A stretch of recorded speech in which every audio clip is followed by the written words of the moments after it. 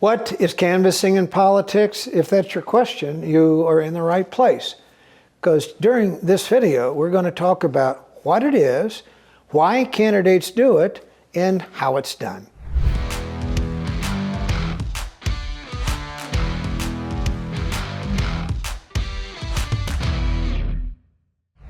In a nutshell, I'm going to say this right at the outset, and please remember this if you remember nothing else. Canvassing is a key component of a political campaign.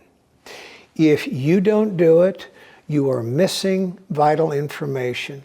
And I'm going to go into deep detail in this video of what it is, why people do it, the ways to do it, and the one way that political professionals and experts do it and how they get it done.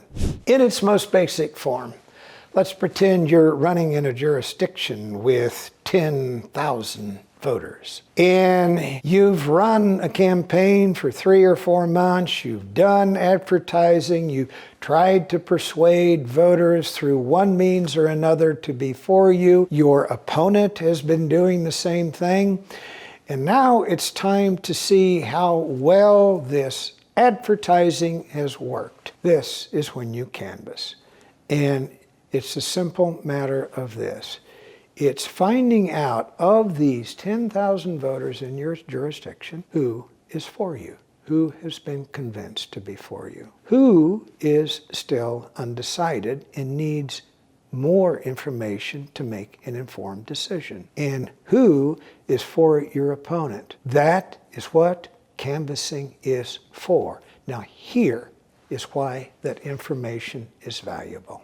Of those 10,000 voters, let's suppose that you find that 3,000 have already decided to vote for your opponent. One thing that makes that information valuable is you don't need to spend another dime advertising to those people because they're gone. It's pointless to try and convince them to be for you when they've already decided to be for your opponent.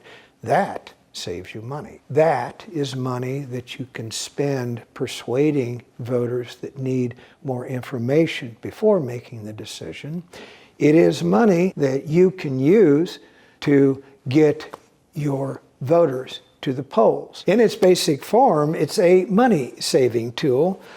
However, that's only a means to an end. It also makes a difference in a close election. I'm going to give you just an example. It was something that happened in the year 2025 in a city where I lived. There was one particular candidate that started doing a lot of social media in the month of February in preparation for a June election. He caught the attention of thousands of people in New York City. He is now the mayor. His name is Mondani. And even if you don't like a thing that he stands for, it was, in my observation, one of the best canvass campaigns I have ever seen done in the city of New York. He figured out early that there were some people who were likely to vote for him if they could get them registered to vote. So he employed that tactic early. Once they were registered, he learned that there were masses of people under the age of 45 who were inclined to vote for him, and that most of the so-called senior voters in New York were already siding with another candidate. Now, that was the macro that he learned from polling and canvassing, but it's what he did in the final stages of the campaign that made the difference. Historically, people over the age of 45 in a New York City mayor's race comprised 70% of the electorate. That's the way it was. But he changed that dynamic. When the votes were counted, people over the age of 45 only constituted 50% of the electorate. Through canvassing and door knocking, he managed to increase the size of the electorate under the age of 45, who many, for the first time in their life, showed up to vote in a race for mayor. Now, that is why I say canvassing makes a difference. It did save him money because he learned there were pieces of the electorate that didn't much like him, but it also turned him on to the fact there was another piece of the electorate that really liked a lot of what he had to say. He changed his resources and his allocation, but he used the canvassing to get those people out to vote. If you want a case study in how this is done, that one would be a good example. Now, there are many ways to do canvassing. We're going to concentrate in the second half of this video on why door-to-door is the best, but there are other ways that are worthy of mention. You can do canvassing by telephones. You can call people and ask them for the information over the phone. You can do canvassing by text message. You can do canvassing by emails. But my preference, and where we're going in the second half of this video, is door-to-door because it just tends to be more effective. And why?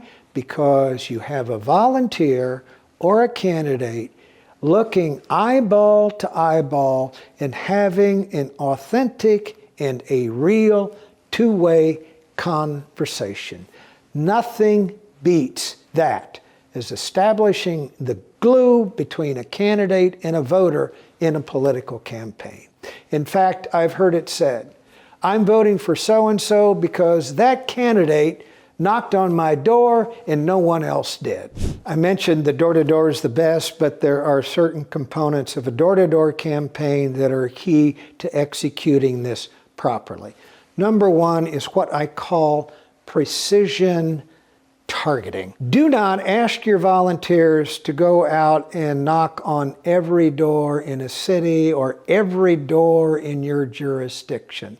Some of those people aren't going to vote, and you know that from their voting history. If you see somebody and you're running in a primary and they've never voted in a primary, they have never voted in a general election, why bother trying to knock on their door? They're not going to vote. You want to send your volunteers out to people who are, number one, eligible to vote for you, and number two, have a history of showing up in the kind of election that you are running in at the time. You can do other kinds of voters later, but these are the people you need to canvass first. That requires some degree of precision targeting.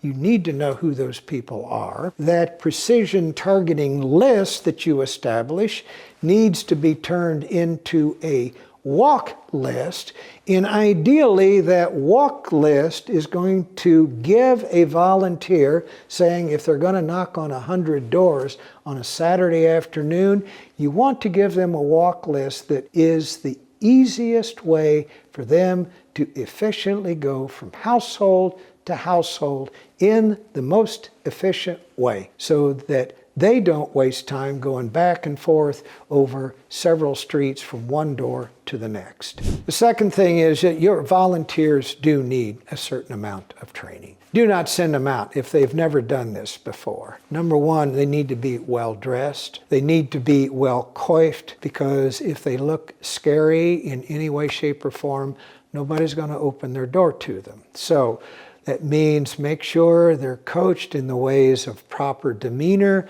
Make sure they have identification on their clothing or a badge that clearly indicates that they are associated with your campaign. And speaking of demeanor, it is never a good idea for one of your volunteers to get into an argument with a voter.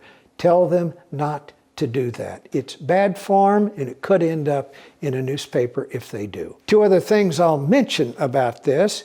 Equip them with a handout or a door hanger when they go out to knock on doors. They can supply the handout to the person they've talked to, or if the person isn't home, at least they can put the door hanger on the door to let the household know that they were there to seek their opinion. Next, be careful about the way you collect the data. What's the point of sending out canvassers? if you don't have accurate records of their conversations and what they learned in the conversation. There are two ways to collect data. You can send them out with paper, and they can write little notes on that piece of paper as they go to door from house to house, or you can equip them with an app. There are a lot of good apps out there where as they visit a household and finish up a conversation before they get to the next household, they can indicate on the app whether this person was for you, whether they need more information to decide what their top issue is, or anything else. But the data is gold. You're spending a lot of money to collect it. Keep it in a form that you can use it. Incidentally, if you are thinking of running for office, I got a free gift for you. 12 essential steps to prepare for a political campaign. It's yours for a click. Down below this link, click on that link and get your free copy. Canvassing is just one tool among a bevy of other gears in a political campaign. So while this is fresh in your mind, I'm going to suggest that you watch another video. The title of it is, What is a Political Strategy?